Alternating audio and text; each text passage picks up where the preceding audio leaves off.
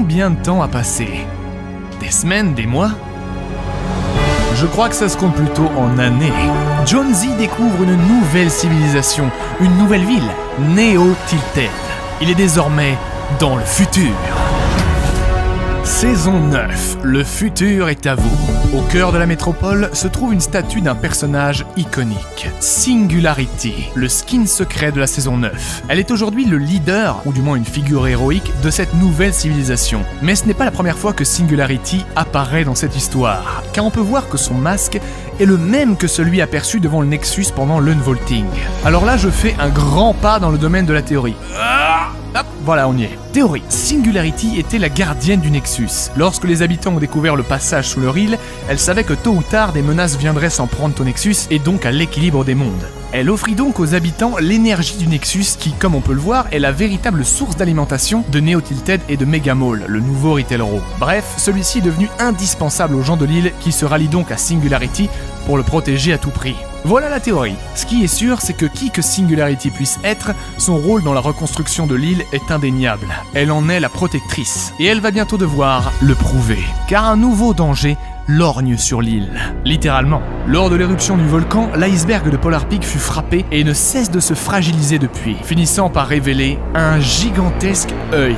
L'œil d'une créature aux proportions gargantuesques. Singularity comprend que c'est peut-être, littéralement, la plus grosse menace qui ait jamais frappé l'île. Prête à tout pour protéger sa maison et les gens qui lui font confiance, elle commence la construction d'un robot tout aussi gigantesque à Pressure Plant, une usine construite dans les restes du volcan au cas où la bête sortirait de sa prison. Et ça ne tarda pas. Un beau matin, les habitants trouvent l'iceberg éventré de l'intérieur. Le château de Polar Peak disparu. Le monstre s'est échappé, laissant d'énormes traces sur son passage. Et lors de l'événement concluant la saison 9, The Final Showdown, il fait surface. Et il est immense. Un cyclope hideux, portant sur son dos le château comme si de rien n'était. Son nom, le Dévoreur. Sortant des eaux, il s'empresse d'attaquer le bunker du Nexus, avide d'énergie. Mais Singularity est prête, et son robot, appelé Mecha, aussi. S'ensuit alors un combat de titans. Mecha ouvre le bal avec une salve de missiles, à laquelle le Dévoreur réplique par un tir de laser. Le robot court alors vers son adversaire, lui délivrant un monstrueux plaquage qui les envoie tous les deux dans l'eau. Mais il en faudra plus pour arrêter le monstre, qui surgit à nouveau des eaux et dévore les batteries du Mecha. Singularity arrive enfin à s'en débarrasser, projetant la créature au loin, mais y laissant au passage un bras. Les choses semblent de plus en plus sombres pour notre héroïne, dont le robot s'écrase près du bunker, vidé de son énergie. Mais dans un dernier souffle, il se relève. N'ayant plus d'autres options, Singularity plonge la main dans le bunker et se saisit du Nexus. Absorbant l'énergie du cœur des mondes, elle se retourne et balance une droite dévastatrice au Dévoreur.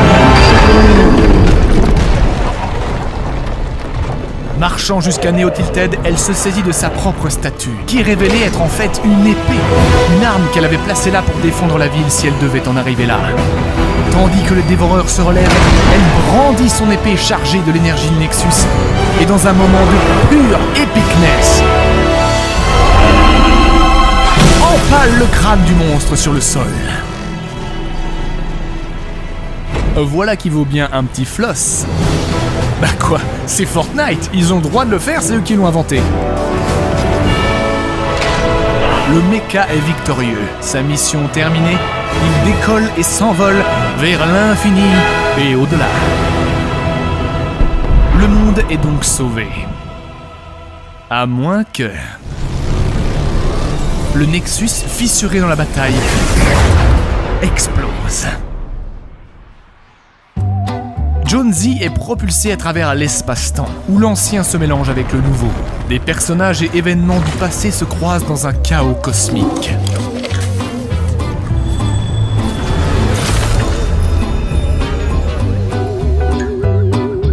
Mais finalement, toutes les pièces du Fortniteverse s'entrechoquent et Jonesy est renvoyé sur l'île, avec une légère différence. C'est ici et maintenant, quoique ces notions sont difficiles à évaluer, que prend place la 10e et dernière saison de Fortnite chapitre 1, Hors du temps. L'île du Battle Royale est devenue un mash-up de plusieurs versions d'elle-même, des versions passées et des versions parallèles. Vous captez ou pas? Des événements des saisons précédentes se reproduisent, comme le crash du météore ou le cube. D'anciens lieux refont leur apparition ou sont mélangés avec d'autres versions d'eux-mêmes. Sauf que tout est figé dans le temps. Des objets sont en lévitation, la météorite est bloquée au-dessus de Dusty Depot, à 2 doigts de s'écraser. Et enfin, l'orbe Nexus, responsable de tout ceci, est fracturé mais bloqué, interrompu dans son explosion, étant ainsi le responsable de tout ce qui se passe, mais subissant aussi ses propres effets. C'est le point zéro, le cœur de cette saison. Ah bah dès qu'on parle de voyage dans le temps, ça devient le bordel. Mais d'ailleurs, en parlant de voyageurs du temps, si la météorite est de retour, ça veut dire que le visiteur aussi, le responsable de tous ces événements, celui qui a lancé la fusée dans la saison 4, menant à l'ouverture de la première faille, l'arrivée du cube et tout ce qui s'en est suivi. Et il est de retour. Enfin, pas tout à fait.